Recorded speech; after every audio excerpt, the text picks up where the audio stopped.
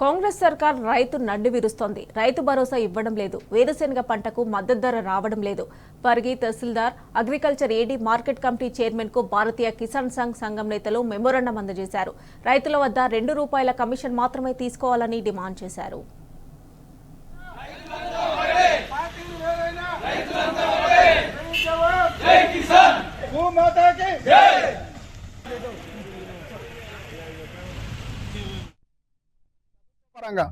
ముఖ్యమంత్రి నుంచి కింది అధికారి వరకు రుణమాఫీ జరిగిందని చెప్తున్నారు.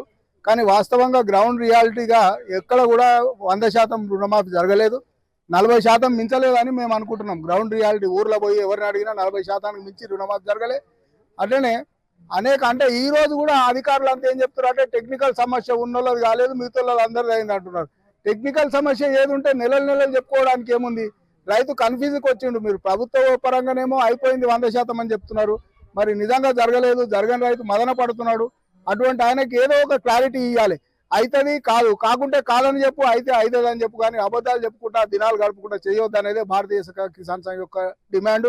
మీరే మీ అభ్యున్నతి కోరుకొని మీ మేలు కోరుకొని మీరు వాగ్దానం చేసిర్రు.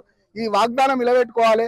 వరంగల్ డిక్లరేషన్లో ఏదైతే చెప్పిరో ఆ డిక్లరేషన్ పరంగా ప్రతి రైతుకు కుటుంబంలో రేషన్ కార్డు అని లేకుంటే కొడుకని కోడలని భేదం లేకుండా ప్రతి రైతుకు మీరు ఆ రోజు వరంగల్లో ఏ డిక్లరేషన్ ద్వారా అయితే అనౌన్స్ చేసిరో దాన్ని నిలబెట్టుకోవాలని ప్రభుత్వ పెద్దలకు మేము రైతులుగా విన్నవిస్తున్నాం. అట్లనే రైతు భరోసా మొన్న ఏదో శాంపుల్కి ఇచ్చినామని చెప్తున్నారు. అందరికీ ఇస్తే రైతు మేలు కోరి ఏ ప్రభుత్వం చేసినా మేము స్వాగతిస్తాం. ప్రతి గ్రామం లోపల ప్రతి రైతు కూడా రైతు బంధు రాలేదు, రుణమాఫీ రాలేదు, ఇంకా సమస్యలు బాగున్నాయి రైతులై.